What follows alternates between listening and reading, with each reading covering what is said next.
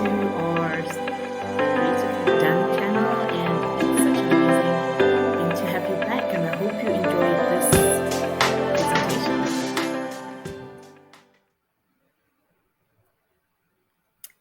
So today we shall be talking about being African and creative. Basically, we'll be looking at how, as Africans, we can own our own indigenous knowledge.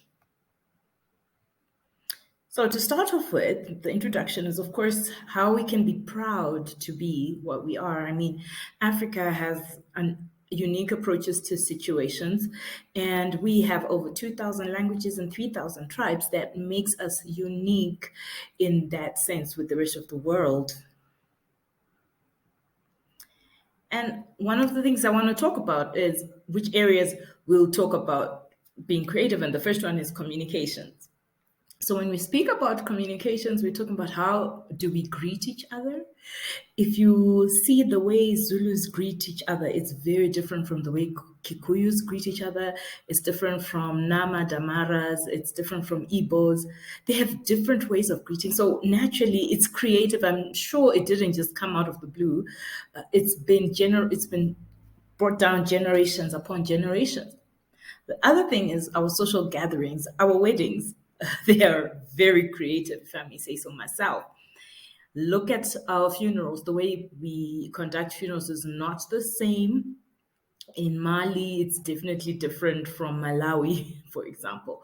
But in those differences, we find that there are also some similarities in our music and dance and in our poetry too. Now, the other thing is, how do we have our welfare? I'm sure if you are Southern African or even African, basically you've heard the title Ubuntu Ngubuntu Ngabantu, Munu Munu Nokut Anuvakunevan, which is both in Ndebele or Zulu and in Shona. So basically that's the principle of Ubuntu, which says that I am because you are, or someone is because we all are. So it's about community. So this has an impact on our welfare as Africans, our mental health welfare. We are creative in how we grow up mentally. Who do we confide in? Who do we share our innermost thoughts, jokes, all that? Our social setup was creatively done, but it was done in such a way that the whole society and no one is left behind. Our food and nutrition, even the way we eat, the African original way of eating is very healthy, it's filling, and it's also celebratory, and it's beautiful. But it's just that people have disconnected from that. And so this is why, really, that we have to talk about it and remind people about the creativity of our own food and nutrition. Okay, so I'm just going to go a bit into the history of African creativity. Our history spans a lot longer than we were made to believe. So obviously, after colonization, there was a whole lot of distortion in terms of our history, of course. So now we know that there are artistic ornaments which are more than 80,000 years old, which were stolen. And I know, of course, there are some discussions with people from Europe, from the United States to repatriate our art, of which they call it art now, but those ornaments, those artifacts are ours. They were not just for the sake of putting in behind a glass wall and admiring them. They had spiritual significance. They had family significance. They told our stories, those artifacts. And out of fascination, we've got these strangers who came to our continent and were fascinated and decided to take them off the continent. And it doesn't make the debate of repatriation of what they call art now, for me, does not make sense. As far as I'm concerned, they should just give back our stuff and we figure out what we do with it. It's not meant to be in a cage or there's a lot of spiritual significance of all those things. Africa creatively has been known for architectural marvels. So we know the pyramids in Egypt, about the pyramids in Sudan, all those things. Our great Zimbabwe in in Zimbabwe, which was actually the center of a much bigger, much bigger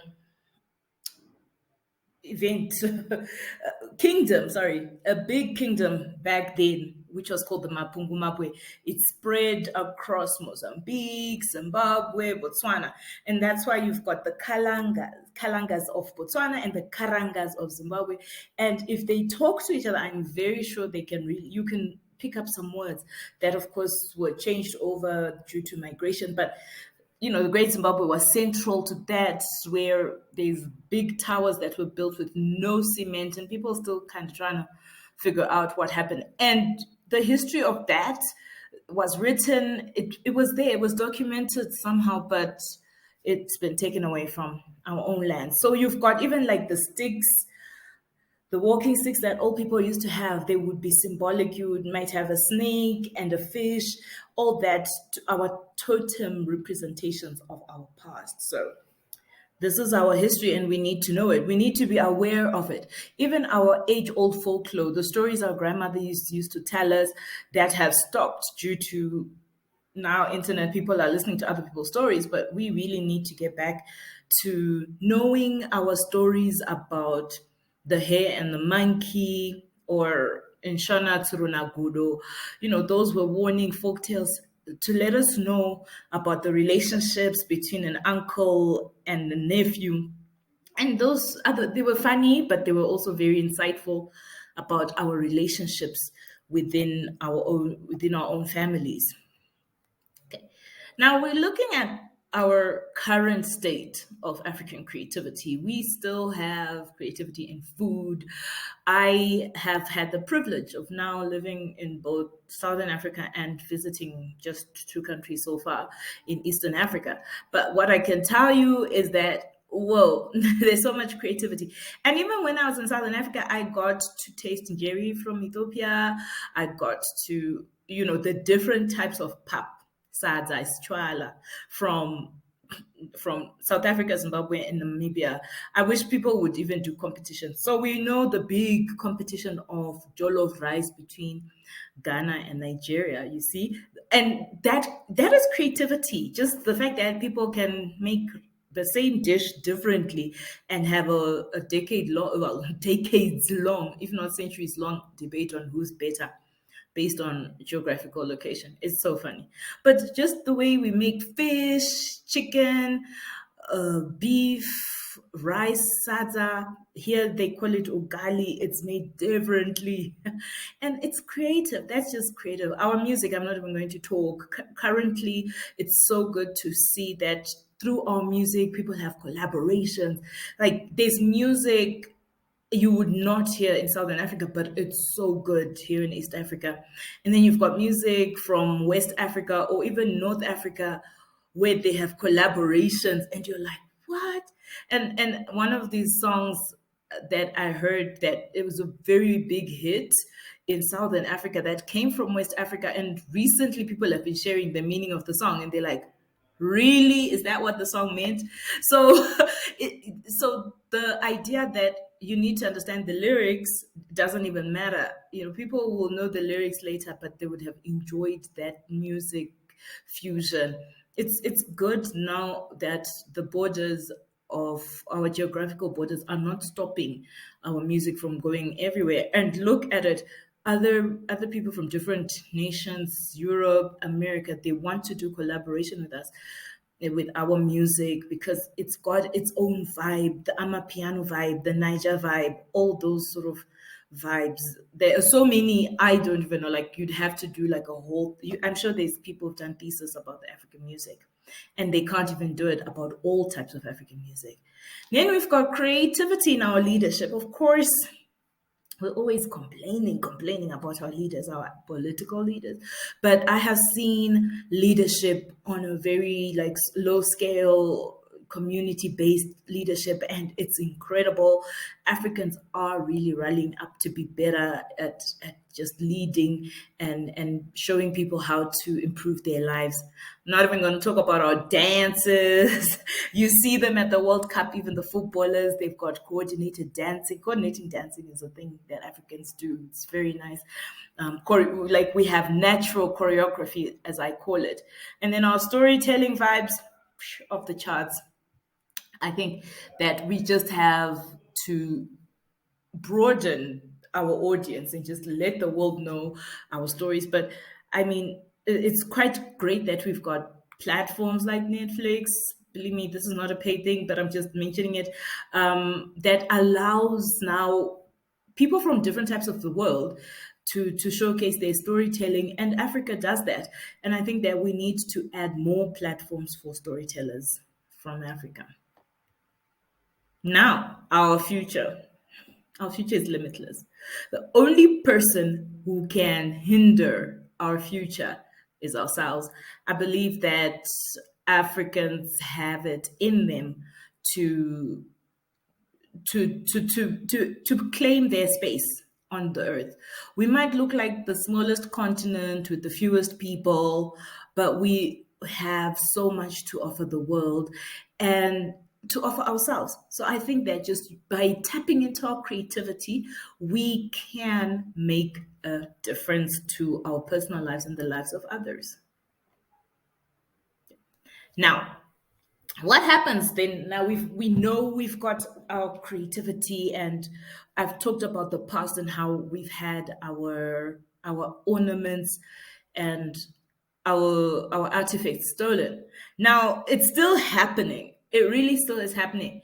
And this is because the world, somebody somewhere decided, oh yeah, let's have things called patents, copyrights. And the thing though that Africans are lagging behind, and I think this comes chiefly because of that Ubuntu sort of approach to life, where I am because you are, so what I have you can have. And then, but the thing is now that puts us at a disadvantage. How? So for example, you make your beats today, you make your music, you produce your music, and then you just put it online and you don't patent it. You don't say this is mine, you don't put copyrights to it, you don't get it registered. Anyone can take it. And then later on you're going to hear your music on MTV or whatever big channel there is these days for music. And you cannot go and say, I did it first, because you don't have the rights to it. So we kind of need to also, as Africans, understand the legal frameworks under which the world operates. Because whether we like it or not, and it's so annoying that we can't do things our way, we've really had this, the colonization and slavery really had a big impact on us. So right now, as I speak, and I hope that 50 to 100 years from now, this will be a different situation. But right now, we are not dictating the terms under which we operate, especially with our creativity. We don't state like, if Hannah says it's first or sings it first, it's hers. No, that's not how it works actually. If I sing it first, but somebody else goes to the library and puts a patent on it, it's theirs, unfortunately. And that is, they say, what's the record? What is the evidence that it was yours first? Of course, there's some people who have fought these legal battles and won, because basically, of course, there's the ethical part of it. But I feel like we really need to also understand our need for distinction and our need for recognition. We must recognize each other.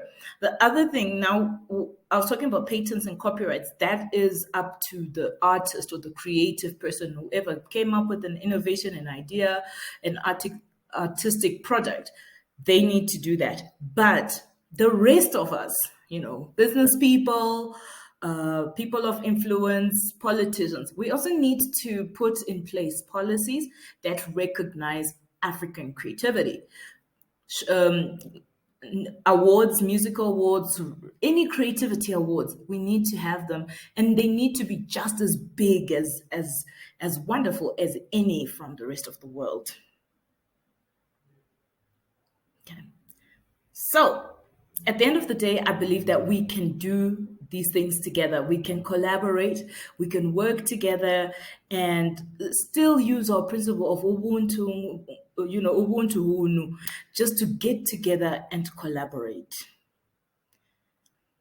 Thank you so much. If you have been listening from beginning to end, if you're invited to create your creative life, if you think that you have it in you, there's something about you're African and you've got a thing to share with us, please let us know and get in touch with me at openucreativity@gmail.com, or go to the website and find out what sort of things that we do, and we can help you create your creative life.